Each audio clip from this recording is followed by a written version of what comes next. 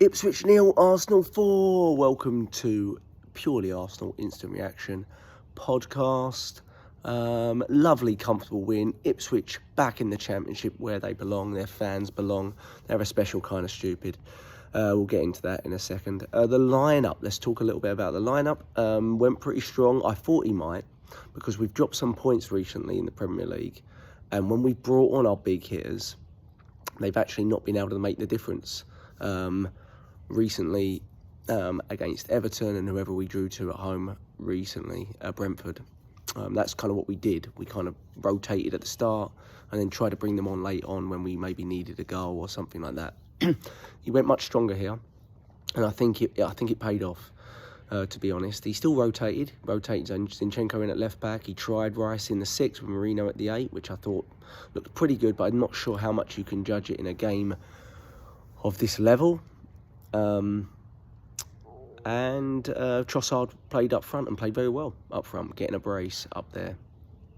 And Ben White came in for Timber, which was obviously a change that you kind of expect to happen. Timber does need to be rotated. Played a lot of minutes this season in a post-ACL season. I thought we started fantastically well. I mean, I know Ipswich have only won one game at home all season against Chelsea. They started with a lot of energy, Ipswich, but I thought we started really, really well.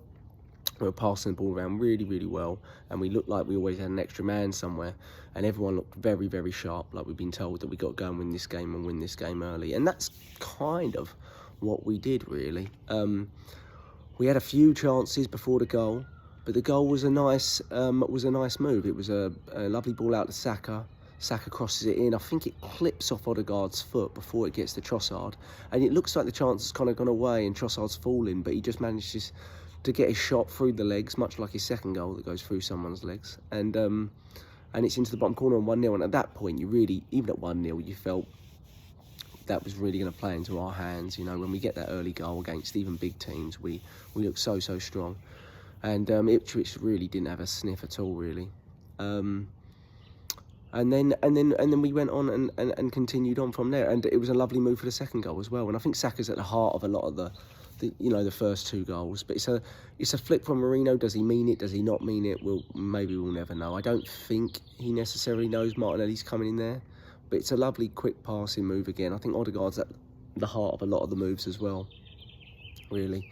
And I thought Marino was really, really good actually in the 8, and this might be one of the times where we haven't seen Rice and Marino at 6 and 8 a lot. I think we played with it against Liverpool at home and maybe in a couple of other games. But I thought he looked very, very good, and he was getting forward well. He could have scored a header from a Saka corner. He was getting into good positions. He was winning duels. He looks like he's fit. He looks fit, and it's a lovely finish from Martinelli as well, who's confident and scoring, and that's it was a great goal. And 2-0 felt really, really comfortable. Then the challenge happens.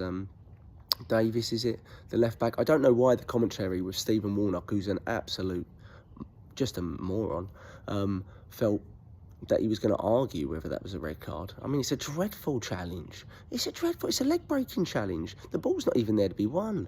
He's gone through the back of him, and Saka is lucky because his ankle rotates medially. And, that could be, medial ankle sprain, high ankle sprain. The amount he carried on and continued to play, though I didn't think he was playing at full pelt, you'd think he was okay. He actually missed 2 sitters after that, really, didn't he? He had the chance that went wide, and another one with his right foot that went wide. And another shot from the edge of the area that went wide. So he definitely looked like he was still in the game after that. But that could have been a season-ending injury for him. And Ipswich fans are a special kind of stupid to boo a player when they know their own player has made a leg-breaking tackle. I mean, it's a dreadful tackle. I don't understand the premise of booing the player that got injured from the leg-breaking tackle. We saw this at Stoke.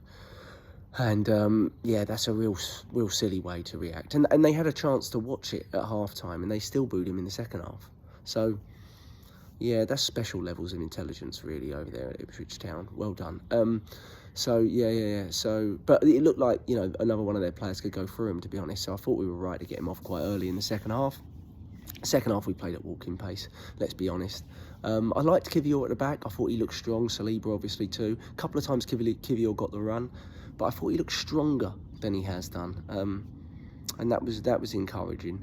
I thought Ben White looked pretty decent as well. I thought Odegaard was getting some nice touches on the ball. Third goals, we just kept taking short corners because we knew we had an extra man. It was quite clever, I thought.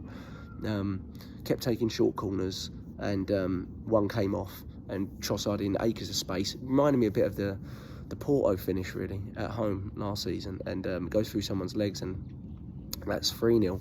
Then we make a lot of changes. Obviously, Lewis Skelly plays at left back, and then he plays in the 6. That's the versatility that you've got from an 18-year-old there, who's very, very good. Ranieri came on, Tierney came on, maybe one or two others that I'm forgetting. Butler Adeji, of course, he came on for his first minutes, and we've already got a song for him. And Ethan gets his goal, and I think he needed a goal, to be honest. He didn't look quite as sharp in the last few games to me. He's looked a little quiet. Obviously, this one deflects off one or two Ipswich players, but I think he'll get the goal.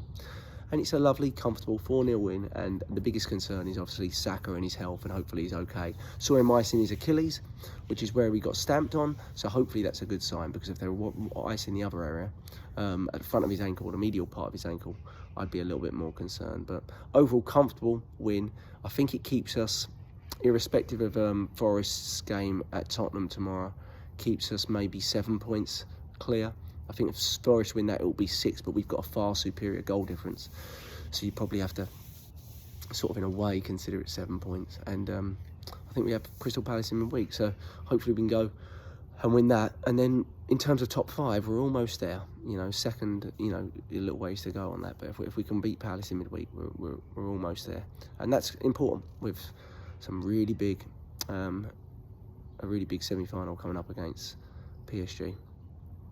Fantastic win, good 4-0 win, lovely. Enjoy your Sunday, up the Arsenal, and yeah, let's look forward to the semi-final. Hopefully, maybe Calafiori will be back. Who knows? Maybe, I don't think Havertz will be back for it, but the one we're really looking at is Jorginho.